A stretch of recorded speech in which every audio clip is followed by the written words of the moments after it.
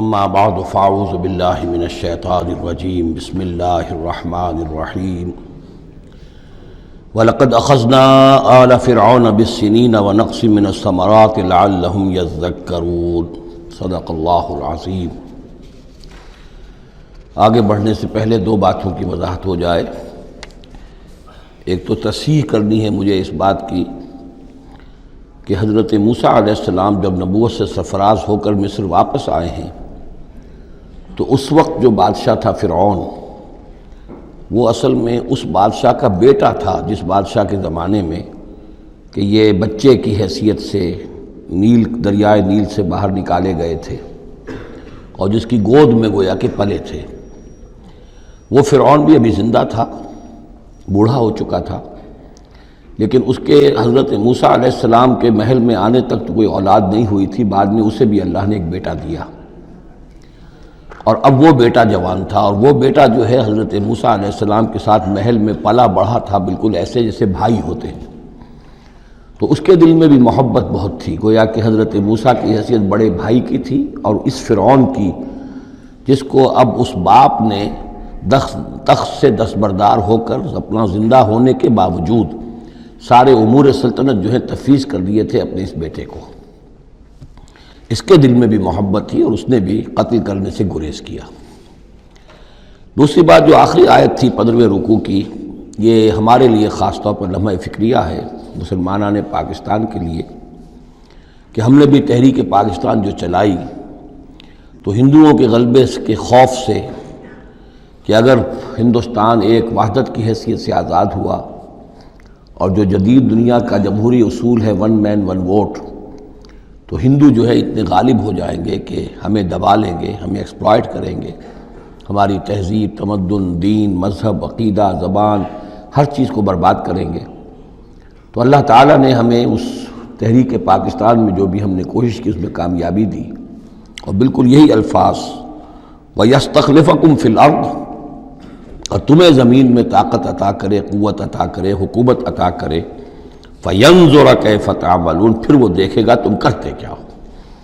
تمہاری روش کیا رہتی ہے، تم پھر کیا طرز عمل اختیار کرتے ہو، تم واقعتاً اللہ کے بندے بنتے ہو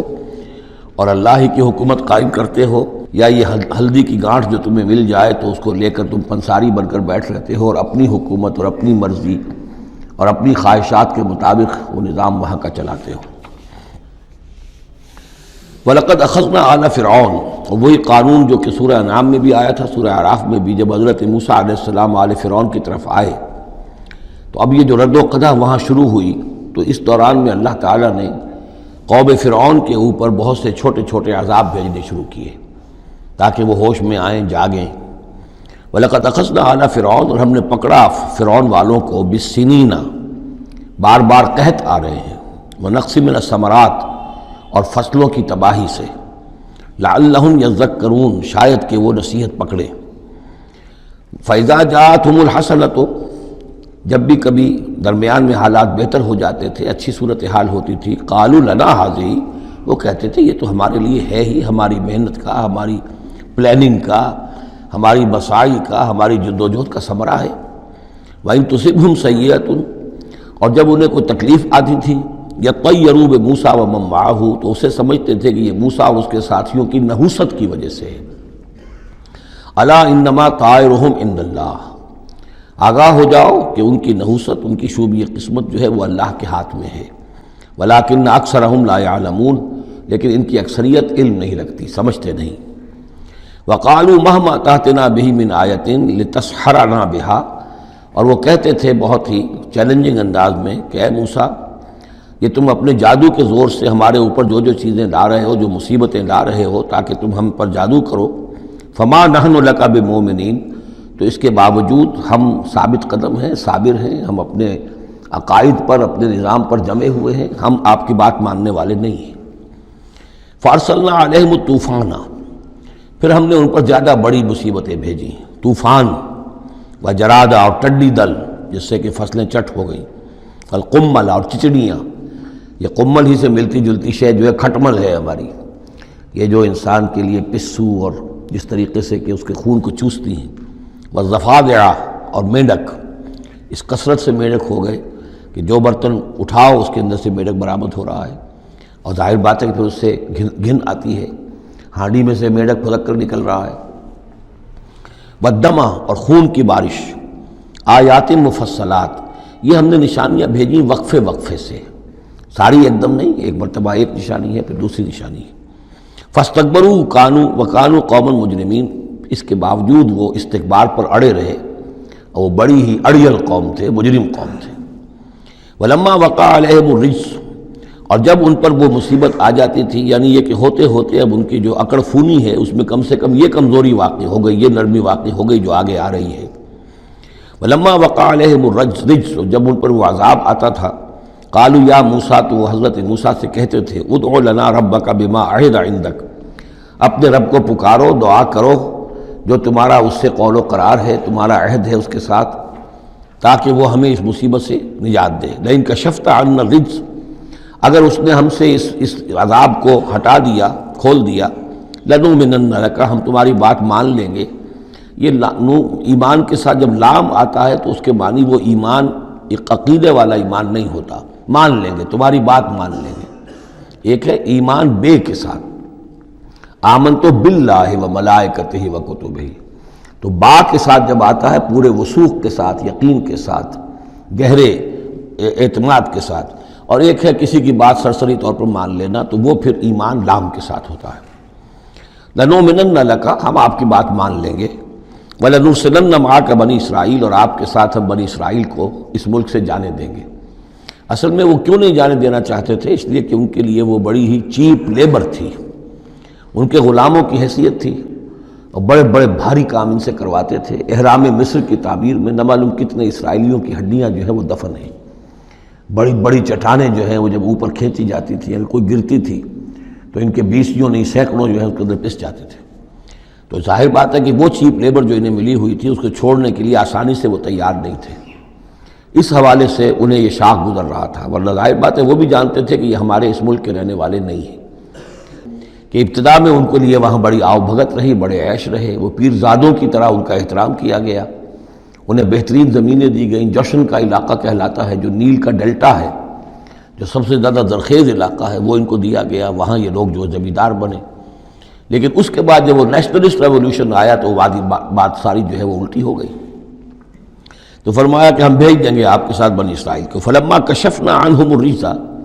لیکن جب ہم ان سے وہ مصیبت کو دور کر دیتے تھے، الی اجل ہم بالغوہ، ایک مدت تک کے لیے کہ جس تک وہ پہنچ جائیں، لیکن ظاہر بات ہے کہ ہر ایک چیز کے لیے ایک مدت ہے، اس کے اندر ہی وہ بات ختم ہوتی ہے۔ اذا ہم ینکثون، تو پھر وہ اپنے عہد سے پھر جاتے تھے، اپنا وہ وعدہ جو تھا وہ اس کو توڑ دیتے تھے۔ فانتقمنا منہم، اب now cutting a long story short, بس ہم نے ان سے انتقام لیا۔ فاغرقناہم فی الیم، اور ہم نے انہیں سمندر میں غرق کر دیا، بانہم کذبوا بآیاتنا، اس لیے کہ انہوں نے ہماری آیات کو جھٹلایا، وکانوا عنہا غافلین، اور یقیناً وہ ہماری ان آیات سے تغافل برتتے رہے۔ وَأَوْرَثْنَا الْقَوْمَ الَّذِينَ كَانُوا يُسْتَضْعَفُونَ مَشَارِقَ الْأَرْضِ وَمَغَارِبَهَا الَّتِي بَارَكْنَا فِيهَا، اور وارث بنا دیا ہم نے اس زمین کے مشرق و مغرب کا جس کو کہ ہم نے بابرکت بنایا ہے۔ یہاں میں مشارق الارض آ کر ذرا بات کے سمجھنے میں مشکل ہو جاتی ہے، یہ خاص ایک ترتیب ہے ددن کے حوالے سے۔ مراد یہ ہے کہ اس زمین کا وارث بنا دیا جس زمین کو ہم نے بابرکت بنایا ہے، اس کے مشرق اور مغرب پر قبضہ دلا دیا اس قوم کو کہ جس کو دبا لیا گیا تھا۔ یہ زمین فلسطین ہے، ارض فلسطین، اس لیے کہ قرآن مجید میں بھی ہے الذی بارکنا حولہ، سبحان الذی اسری بعبدہ لیلا من المسجد الحرام الی المسجد الاقصی الذی بارکنا حولہ لنریہ من آیاتنا۔ تو یہ سرزمین فلسطین جو ہے یہ اس اعتبار سے بھی مبارک ہے کہ سینکڑوں انبیاء یہاں رہے اور دفن ہوئے، حضرت ابراہیم علیہ السلام کے بعد سے لے کر، اور یہ کہ نہ معلوم کتنے طویل عرصے تک یہ انبیاء کا مدفن بھی رہا اور ان کا مسکن بھی رہا۔ پھر یہ کہ بڑی زرخیز علاقہ بھی ہے۔ تو ہم نے اس قوم کو کانوا یستضعفون، جو دبا لیے گئے تھے مصر میں، جو دبے ہوئے تھے، پسے ہوئے تھے، ان کو وارث بنا دیا اس زمین کے مشرق اور مغرب کا، مشارق الارض و مغاربها التی بارکنا فیہا، جس میں ہم نے برکتیں رکھی ہیں۔ وتمت کلمۃ ربک الحسنی علی بنی اسرائیل، اور تیرے رب کی اچھی بات، اچھا وعدہ بنی اسرائیل کے حق میں پورا ہو گیا بما صبروا، جو صبر انہوں نے کیا، یعنی جو بھی سختیاں آئیں حضرت موسیٰ علیہ السلام کے ساتھ، جو بھی لوگ ان میں سے ایمان لائے تھے انہوں نے واقعتاً ثابت قدمی دکھائی، اور یہ کہ اس صبر کی وجہ سے اللہ تعالیٰ کا وعدہ ان پر پورا ہوا۔ وَدَمَّرْنَا مَا كَانَ يَصْنَعُ فِرْعَوْنُ وَقَوْمُهُ، اور ہم نے تباہ و برباد کر دیا جو کچھ کہ بنایا تھا فرعون نے اور اس کی قوم نے، وَمَا كَانُوا يَعْرِشُونَ، اور جو وہ اونچے اونچے کرتے تھے، محل بناتے تھے یا کچھ اور اونچی اونچی ٹٹیاں چڑھاتے تھے اپنے انگوروں کی بیلوں کے لیے، ان سب کو ہم نے جو ہے ختم کر کے رکھ دیا۔ اب یہ جو تھا ان کا سفر مصر سے اور جو یہ صحرائے سینا تک آئے، اس کا تذکرہ جو ہے کئی مرتبہ اس سے پہلے مدنی صورتوں میں بھی آ چکا ہے، لیکن اب کچھ واقعات وہ بیان ہو رہے ہیں کہ جو اس ایکسوڈس کے بعد، اسے ایکسوڈس کہتے ہیں، کتاب الخروج، یعنی یہ جو باب ہے اولڈ ٹیسٹمنٹ کا، ایکسوڈس، نکلنا، مصر سے نکلنا، اس کے حالات۔ وَجَاوَزْنَا بِبَنِي إِسْرَائِيلَ الْبَحْرَ، اور پار اتار دیا ہم نے بنی اسرائیل کو سمندر کے یا دریا کے، فَأَتَوْا عَلَىٰ قَوْمٍ، تو ان کا گزر ہوا، پہنچے وہ ایک ایسی قوم پر، يَعْكُفُونَ عَلَىٰ أَصْنَامٍ لَهُمْ، جو اعتکاف کرتے تھے اپنے اپنے بتوں کا۔ یہ لفظ ذرا یہاں پر نوٹ کیجئے، اعتکاف کرنا۔ اصل میں جو فلسفہ ہے بت پرستی کا، جسے کہ آج کے دور میں ڈاکٹر رادھا کرشنن، جو ایک زمانے میں ہندوستان کے صدر بھی رہے ہیں، بہت بڑے فلسفی تھے، بلکہ ایک دور میں یوں سمجھیے کہ دنیا میں دو ہی فلسفیوں کا ڈنکا بج رہا تھا، ایک فلسفی مذہبی قسم کا اور وہ ڈاکٹر رادھا کرشنن تھے، اور ایک فلسفی ملحد قسم کا وہ برٹرنڈ رسل تھا، اور یہ دونوں تقریباً ایک ہی عمر کے ہم عمر، اور دونوں ہی 90 سے اوپر ہو کر فوت ہوئے ہیں۔ تو ڈاکٹر رادھا کرشنن نے ہندوستان کے فلسفے کو گویا کہ زندہ کر دیا اپنی تصنیفات کے ذریعے سے۔ اس نے بت پرستی کا جو فلسفہ بیان کیا وہ یہ ہے کہ ہم یہ نہیں سمجھتے کہ ان بتوں میں کچھ ہے، یہ تو اصل میں بت تو ہم کسی ڈیٹی، کوئی بھی دیوی یا دیوتا کے نام پر مناتے ہیں، اس کے دھیان کرنے کے لیے، کنسنٹریشن نہیں ہو سکتی، خوگرے پے کرے محسوس ہے انسان کی نظر، انسان جو ہے مراقبہ کرتا ہے۔ اگر آپ جو مراقبہ کرنا چاہتے ہیں، اللہ کے ساتھ دھیان لگانا چاہتے ہیں، کیسے لگائیں؟ لیکن اگر کسی تصویر کو سامنے رکھ لیں تو پھر توجہ کو مرکوز کرنا آسان ہو جائے گا۔ یہ ہے ان کا فلسفہ بت پرستی کا۔ تو اعتکاف اسی کو کہتے ہیں کہ سال میں یہ 10 دن آدمی نکال لے کہ اپنی توجہات کو ہر چیز سے، دنیاوی معاملات سے، ان سے ہٹا کر اور اللہ تعالیٰ کی ذات پر وہ مرکوز کرے، ذکر پر، توجہ پر اور دعا پر، مناجات پر، یہ اعتکاف ہے۔ تو انہوں نے بت اپنے بنائے ہوئے تھے اور ان بتوں کا اعتکاف کرتے تھے۔ قالوا یا موسیٰ اجعل لنا الہا کما لہم آلہہ، انہوں نے کہا کہ اے موسیٰ ہمارے لیے بھی کوئی الہ بنا دو، معبود بنا دو، کوئی ایسی نشانی ہو جس کو کہ ہم ذریعہ بنائیں، اس کے اوپر اعتکاف کریں، گیان دھیان کا مرکز اس کو بنا لیں۔ قال انکم قوم تجہلون، حضرت موسیٰ نے فرمایا کہ تم جہل کا ارتکاب کر رہے ہو، کیا بات کہہ رہے ہو؟ ان ہؤلاء متبر ما هم فیہ، یہ لوگ جس چیز میں ہیں یہ تو ہلاک ہونے والے ہیں، برباد ہونے والے ہیں۔ وباطل ما كانوا يعملون، اور جو کچھ یہ کر رہے ہیں وہ سب باطل ہے، اس کی کوئی حقیقت نہیں ہے۔ قال غیر اللہ ابغیکم الہا، حضرت موسیٰ نے فرمایا کہ کیا میں اللہ کے سوا تمہارے لیے کوئی الہ تلاش کروں؟ وہو فضلکم علی العالمین، اور اس نے تو تمہیں فضیلت دی ہے تمام جہان والوں پر۔ وَإِذْ أَنْجَيْنَاكُمْ مِنْ آلِ فِرْعَوْنَ، اور ذرا یاد کرو جب کہ ہم نے تمہیں نجات دی آل فرعون سے۔ یسومونکم سوء العذاب، یہ الفاظ جو کہ تم سورہ بقرہ میں بھی آئے ہیں اور اس کے بعد بھی آئے ہیں۔ یسومونکم سوء العذاب، وہ تمہیں مبتلا کیے ہوئے تھے بدترین عذاب میں۔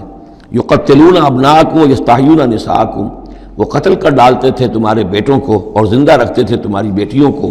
وفی ذالکم بلاء من ربکم عظیم، اور یقیناً اس میں تمہاری رب کی طرف سے بہت بڑی آزمائش تھی۔ ووعدنا موسیٰ 30 لیلۃ، اور ہم نے بلایا موسیٰ کو 30 راتوں کے لیے، عام طور پر دن رات، لیکن یہ کہ عربی میں جو محاورہ ہے وہ رات کا ذکر کرتے ہیں۔ 30 راتوں کے لیے واتممناھا بعشر،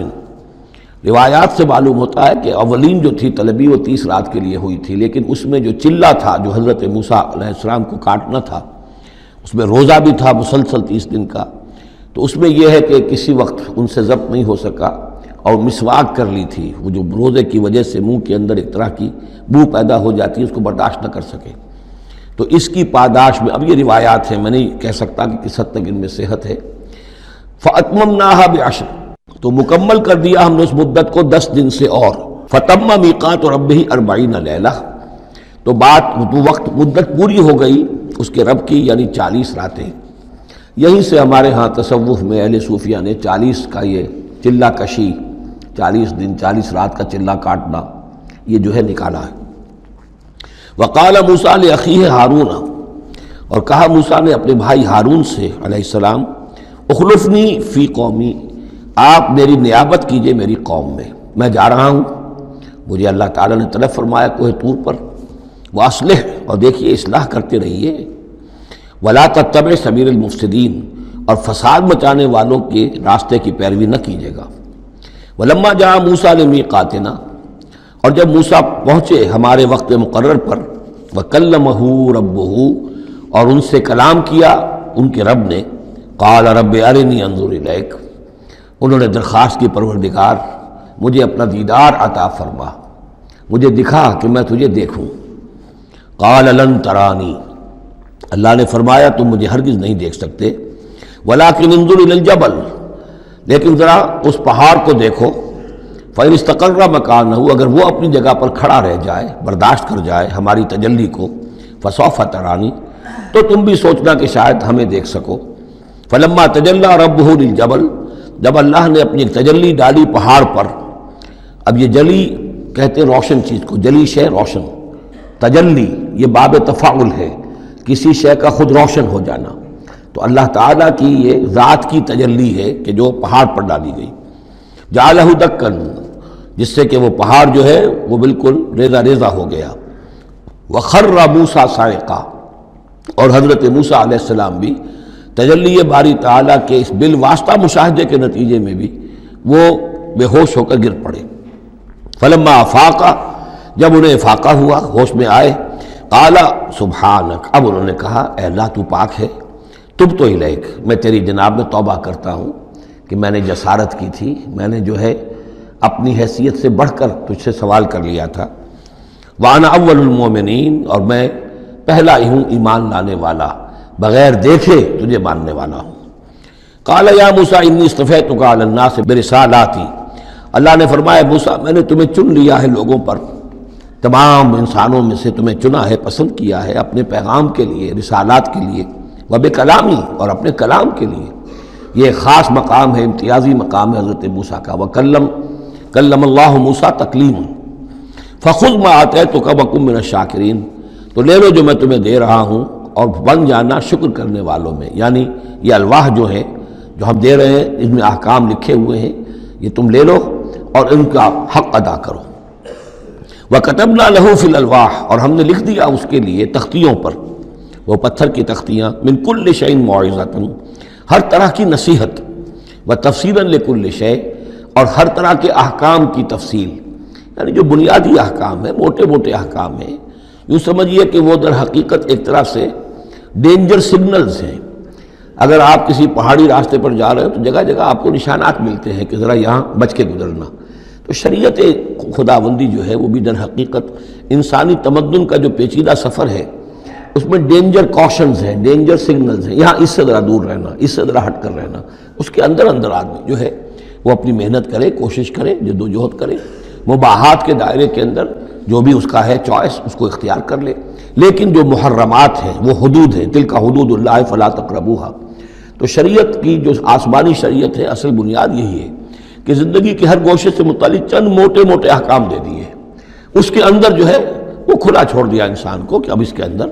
اپنی سمجھ سے، اپنے اجتہاد سے، اپنی کوشش سے، اپنی عقل کو بروئے کار لا کر کام کرو۔ وَكَتَبْنَا لَهُ فِي الْأَلْوَاحِ مِن كُلِّ شَيْءٍ مَوْعِظَةً وَتَفْصِيلًا لِكُلِّ شَيْءٍ فَخُذْهَا بِقُوَّةٍ، تو اے موسیٰ اس کو تھام لو مضبوطی کے ساتھ، وَأَمُرْ قَوْمَكَ، اور اپنی قوم کو بھی حکم دو، يَأْخُذُوا بِأَحْسَنِهَا، کہ وہ اسے پکڑیں، اس کو تھامیں اس کی بہترین صورت کے اندر۔ اس کے مراد کیا ہے کہ ہر معاملے کے اندر درجے ہوتے ہیں، آپ کو ایک چیز بتائی جا رہی ہے، اس میں ایک درجہ اونچا ہے، ایک اس سے کمتر ہے، آپ اونچے سے اونچے درجے کی طرف آنے کی کوشش کیجیے۔ یہی بات جو ہے مسلمانوں سے بھی پھر کہی گئی ہے، آخری پاروں میں ہم دیکھیں گے چل کر کہ وہ لوگ کہ جو کلام کو سنتے ہیں، یستمعون القول فیتبعون احسنہ، وہ کلام کو سنتے ہیں پھر جو اس کی بہترین بات ہوتی ہے اس کو اختیار کرتے ہیں۔ ایک یہ ہوتا ہے آدمی سوچتا ہے کچھ اور کمی والی بات ہو جائے، ڈھیل ہو جائے، رعایت ہو جائے، چلیے پاس مارکس مجھے مل جائیں، مجھے فرسٹ ڈویژن نہیں چاہیے، مجھے سیکنڈ ڈویژن نہیں چاہیے، ڈسٹنکشن نہیں چاہیے، پاس ہی ہو جاؤں۔ لیکن یہ معاملہ دین میں نہیں ہونا چاہیے، یہ معاملہ دنیا میں کرو، دین میں اچھے سے اچھا، اعلی سے اعلیٰ، جیسا کہ ہم پڑھ چکے ہیں سورہ مائدہ کے اندر، اذا اتقوا وآمنوا وعملوا الصالحات ثم اتقوا وآمنوا ثم اتقوا واحسنوا واللہ یحب المحسنین۔ ہے جستجو کہ خوب سے ہے خوب تر کہاں، کیوں نہیں بہتر سے بہتر کی طرف جاتے؟ جتنا آج وقت لگا رہے ہو دین کے لیے اس سے زیادہ لگاؤ کل، اور پرسوں اس سے آگے تمہارا قدم پڑنا چاہیے، نہ یہ کہ آدمی جو ہے وہ پیچھے کی طرف دیکھے۔ وَأَمُرْ قَوْمَكَ يَأْخُذُوا بِأَحْسَنِهَا، اس کا جو بہترین رخ ہے اس کو اختیار کریں۔ سَأُرِيكُمْ دَارَ الْفَاسِقِينَ، ان قریب میں تمہیں وہ گھر دکھا دوں گا جو اس وقت فاسقوں کے قبضے میں ہے۔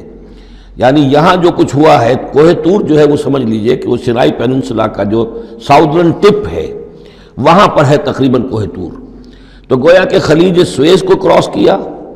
یا کہیں سے کسی جھیل کو کراس کر کے مصر سے آئے سینائی پیننسلا میں،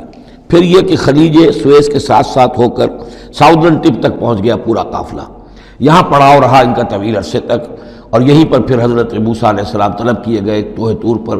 وہاں سے اب واپس آ گئے۔ اب ان سے کہا گیا کہ آگے بڑھو،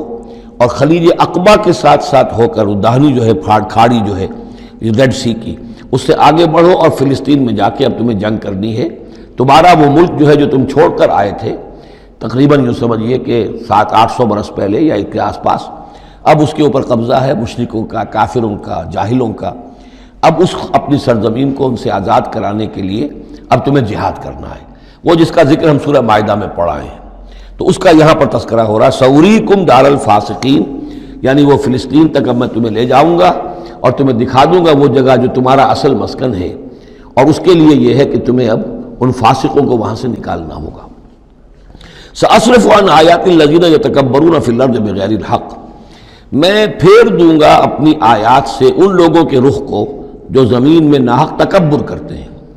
یعنی یہ خود اللہ تعالیٰ فرما رہے ہیں جن کے اندر تکبر ہے میں خود ان کا رخ پھیر دیتا ہوں، وہ ہماری آیات کو دیکھتے ہی نہیں، سمجھتے ہی نہیں، اس لیے کہ تکبر ہے۔ تکبر وہ شے ہے جو اللہ کو سب سے زیادہ ناپسند ہے۔ فرمایا گیا ہے ایک حدیث میں، حدیث قدسی میں، الکبر ردائی، تکبر میری چادر ہے۔ تو اگر کوئی اور تکبر کرتا ہے تو گویا کہ میری چادر میرے شانے سے وہ گھسیٹ رہا ہے، تو اس کے خلاف میرا اعلان جنگ ہے۔ ایک اور حدیث میں فرمایا لن يدخل الجنہ من کان فی قلبہ مثقال حبۃ من کبر، جنت میں کبھی داخل نہیں ہو سکے گا وہ شخص جس کے دل میں دانے کے برابر بھی تکبر ہے۔ تکبر سب سے بڑا روگ ہے۔ تو جن لوگوں کے اندر تکبر ہے ہم ان کا رخ پھیر دیتے ہیں اپنی آیات سے، ہم انہیں اس کا اہل نہیں سمجھتے کہ وہ ہماری آیات کو سمجھیں اور دیکھیں۔ وَإِن يَرَوْا كُلَّ آيَةٍ لَا يُؤْمِنُوا بِهَا، اور اگر وہ سرسری طور پر دیکھ بھی لیں، ساری نشانیاں دیکھ لیں، تب بھی وہ ایمان لانے والے نہیں ہیں۔ وَإِن يَرَوْا سَبِيلَ الرُّشْدِ لَا يَتَّخِذُوهُ سَبِيلًا، اور اگر وہ دیکھ بھی لیں کامیابی کا اور سعادت کا اور ہدایت کا راستہ، تب بھی اس راستے کو اختیار نہیں کریں گے۔ وَإِن يَرَوْا سَبِيلَ الْغَيِّ يَتَّخِذُوهُ سَبِيلًا، اور جب بھی ان کے سامنے آئے گا کجی کا راستہ، ٹیڑھ کا راستہ، گمراہی کا راستہ، اسے وہ اختیار کریں گے۔ یعنی یہ ساری چیزیں ان کی کس وجہ سے ہیں کہ ان کے دلوں میں تکبر ہے۔ ذالک بانہم کذبوا بآیاتنا، یہ اس لیے کہ انہوں نے ہماری آیات کو جھٹلایا اپنے تکبر کی بنیاد پر، وکانوا عنہا غافلین، اور اس سے تغافل برتتے رہے۔ والذین کذبوا بآیاتنا ولقاء الآخرۃ، اور جو لوگ بھی جھٹلائیں گے ہماری آیات کو اور آخرت کی ملاقات کو، حبطت اعمالہم، ان کے سارے اعمال حبط ہو جائیں گے۔ اپنی جگہ وہ بڑی نیکیاں کما رہے ہوں، جیسے کہ قریش مکہ تھے، ہم کعبے کی خادم ہیں، کعبے کی خدمت کر رہے ہیں، کعبے کو صاف رکھتے ہیں، حاجیوں کو دودھ پلاتے ہیں، پانی پلاتے ہیں،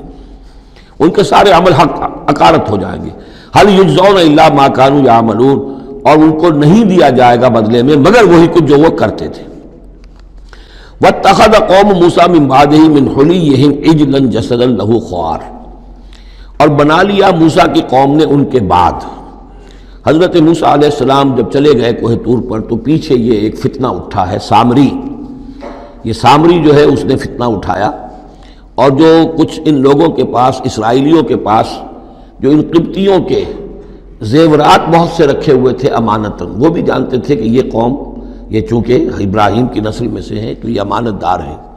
جب یہ وہاں سے چلے تو وہ سارے جو ہیں وہ زیورات بھی وہ لے کر آ گئے تھے اپنے دشمنوں کے۔ ان زیورات کو لے کر اس نے گلایا، آگ میں تبایا، گلایا، اور اس سے ایک بچھڑے کی شکل بنائی، اور کچھ ایسی کاریگری رکھی کہ اس میں سے ہوا جب گزرتی تھی ایسے سوراخ رکھ دیے کہ اس میں سے ایسی آواز آتی تھی جیسے کہ بچھڑا جو ہے وہ بول رہا ہے، اور اس نے کہا یہ ہے تمہارا خدا۔ یہ موسیٰ تو بھول گیا، موسیٰ کو مغالطہ ہو گیا، وہ کہاں گیا ہے، کس خدا سے ملنے گیا، خدا تو یہ ہے۔ اور اس میں بھی ایک اور بات دوسری جگہ پر آ جائے گی، یہاں تو نہیں ہے، کہ حضرت موسیٰ علیہ السلام اصل میں اپنے اشتیاق اور محبت اور شوق اور جذبے کی وجہ سے قبل از وقت چلے گئے تھے، جو وقت معین تھا کوہ طور پر آنے کا اس سے پہلے۔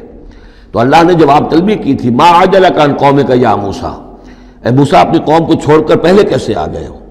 اور انہوں نے جواب دیا، اجلت الیک رب لترضیٰ، پروردگار میں جلدی آیا تاکہ تو راضی ہو جائے، تو میرا شوق دیکھ، میرا اشتیاق دیکھ، تیری محبت، تجھ سے گفتگو اور کلام کی جو میرے اندر شوق ہے اس کی وجہ سے آیا ہوں۔ تو گویا کہ وہ تو شاباش کی توقع رکھتے تھے، یہاں ڈانٹ پڑ گئی، ما عجلک عن قومک یا موسیٰ قال عجلت الیک رب لترضیٰ، لیکن اللہ نے فرمایا فإنا فتنا قومک من بعدک، تمہاری اس عجلت کی وجہ سے ہم تمہاری قوم کو تمہارے بعد فتنے میں ڈال چکے ہیں۔ تو جلدی خیر کے لیے بھی نہیں کرنی چاہیے، خیر کے کام کو بھی عین وقت پر سہج پکے سو میٹھا ہو۔ تو اس اضلهم سامری نے انہیں گمراہ کر دیا ہے، وہ تذکرہ ہو رہا ہے۔ من حلیہم، زیوروں سے، عجلاً جسداً، ایک بدن سا بنایا بچھڑے کا سا، لہو خوار، جس میں گائے کی سی آواز آتی تھی۔ الم یروا انہ لا یکلمہم، کیا انہوں نے یہ نہیں غور کیا کہ وہ نہ ان سے بات کر سکتا ہے، وہ گدھے کی سی یا گھوڑے کی سی یا بچھڑے کی سی آواز سے تو کوئی بات نہیں بنتی، ولا یہدیہم سبیلا، نہ انہیں وہ کوئی راستہ بتا سکتا ہے۔ اتخذوہ وکانوا ظالمین، انہوں نے اسی کی عبادت شروع کر دی، اسے معبود بنا لیا، اور وہ تھے بہت ظالم۔ ولما سقط فی ایدیہم ورأوا انہم قد ضلوا، اور جب ان کے ہاتھوں کے طوطے اڑ گئے، پچھتاوا ہوا، یعنی ان میں سے بھی گویا کہ 3 حصوں میں قوم تقسیم ہو گئی۔ ایک قوم، بڑا حصہ قوم کا وہ رہا جو اس گناہ میں شریک نہیں ہوا، ایک حصہ وہ تھا کہ جو کچھ دیر کے لیے شریک رہا لیکن فوراً ہوش میں آ گیا بعد میں، تیسرا حصہ وہ تھا جو حضرت موسیٰ علیہ السلام کی واپسی تک اس پر اڑا رہا، جازم رہا۔ تو یہاں اس درمیانی طبقے کا ذکر ہو رہا ہے، وَلَمَّا سُقِطَ فِي أَيْدِيهِمْ وَرَأَوْا أَنَّهُمْ ضَلُّوا، جب ان کے ہاتھوں کے طوطے اڑ گئے، ان کی پچھتاوا طاری ہوا، اور انہوں نے سوچا ہم تو گمراہ ہو گئے، یہ ہم کیا کر بیٹھے۔ قَالُوا لَئِن لَّمْ يَرْحَمْنَا رَبُّنَا، انہوں نے کہا کہ اگر ہمارے رب نے ہم پر رحم نہ فرمایا، وَيَغْفِرْ لَنَا، اور اگر ہمیں بخش نہ دیا، لَنَكُونَنَّ مِنَ الْخَاسِرِينَ، تو ہم تو ہو جائیں گے بہت خسارے والوں میں سے۔ وَلَمَّا رَجَعَ مُوسَىٰ إِلَىٰ قَوْمِهِ غَضْبَانَ أَسِفًا، تو جب موسیٰ لوٹے اپنی قوم کے پاس، غضبان آصفا، غضبان یہ فعلان کے وزن پر، رحمان کے وزن پر، نہایت غضبناک۔ حضرت موسیٰ علیہ السلام کا مزاج بھی جلالی تھا، پھر یہ کہ اتنی بڑی گمراہی، اور یہ اللہ تعالیٰ نے کوہ طور ہی پر بتا دیا تھا کہ تمہاری قوم پیچھے فتنے میں پڑ چکی ہے اور وہ گمراہ ہو چکی ہے۔ فَإِنَّا فَتَنَّا قَوْمَكَ مِن بَعْدِكَ وَأَضَلَّهُ السَّامِرِي، تو وہاں سے آئے ہی ہیں تو غضبناک تھے، غضبان آصفا، نہایت افسوس میں بھی اور سخت غضبناک۔ قال بئس ما خلفتمونی من بعدی، یہ خطاب حضرت ہارون سے بھی ہو سکتا ہے اور اپنی پوری قوم سے بھی ہو سکتا ہے۔ بری ہے میری نیابت جو تم نے کی ہے میرے بعد، عاجلتم امر ربکم، تم نے اپنے رب کے معاملے کے اندر جلدی کی، میرا انتظار کرتے، اگر اس نے کچھ بنا ہی دیا تھا، کوئی شعبدہ دکھایا تھا، میرے آنے تک انتظار کر لیتے، میں تمہیں بتاتا اس کی حقیقت کیا ہے۔ وَأَلْقَى الْأَلْوَاحَ، اور انہوں نے وہ جو تختیاں لے کر آئے تھے کوہ طور سے تورات والی، وہ تو ایک طرف ڈال دیں۔ وَأَخَذَ بِرَأْسِ أَخِيهِ يَجُرُّهُ إِلَيْهِ، اور غضبناک ہو کر اپنے بھائی حضرت ہارون علیہ السلام کے سر کے بال پکڑ لیے اور اپنی طرف کھینچا غصے میں، یہ تم نے کیا کیا، میرے پیچھے یہ، میں تمہیں خلیفہ بنا کر گیا تھا۔ قال ابن امہ، انہوں نے کہا اے میرے ماں جائے، اے میرے ماں کے بیٹے، ان القوم استضعفونی، قوم نے مجھے دبا لیا تھا، مجھے بے بس کر دیا تھا، وقادوا یقتلوننی، اور وہ تو میرے قتل پر آمادہ ہو گئے تھے، میں نے انہیں روکا، میں نے منع کیا، لیکن وہ اس درجے اس معاملے کے اندر آگے بڑھ گئے تھے، قادوا یقتلوننی، وہ تو مجھے قتل کرنے پر آمادہ تھے۔ فلا تشمت بی الاعداء، تو دیکھیں اب مجھ پر آپ دشمنوں کو ہنسنے کا موقع نہ دیں۔ ایک تو آپ کے پیچھے انہوں نے مجھے دبایا، میری توہین کی، مجھے قتل کرنے تک پر آمادہ ہو گئے۔ اب وہ دیکھیں گے کہ موسیٰ بھی آئے ہیں تو میرے بال آپ پکڑ کر کھینچ رہے ہیں اور میری توہین کر رہے ہیں، تو اس پر تو دشمن اور ہنسے گا۔ فلا تشمت بی الاعداء، شماتت اعداء یہ ہمارے ہاں پھر اردو زبان میں محاورہ ہے۔ ولا تجعلنی مع القوم الظالمین، اور مجھے ان ظالموں کے ساتھ نہ کر دیجئے، میں ان کے ساتھ نہیں ہوں، نہ میں نے ان کے ساتھ اتفاق کیا ہے، میں روکتا رہا، منع کرتا رہا۔ قال رب اغفر لی ولاخی، اب حضرت موسیٰ نے دعا کی اللہ سے، پروردگار بخش دے مجھے بھی اور میرے بھائی کو بھی، وادخلنا فی رحمتک، اور ہمیں داخل فرما اپنی رحمت میں، وانت ارحم الراحمین، اور یقیناً تو ہے تمام رحم کرنے والوں میں سب سے بڑھ کر رحم فرمانے والا۔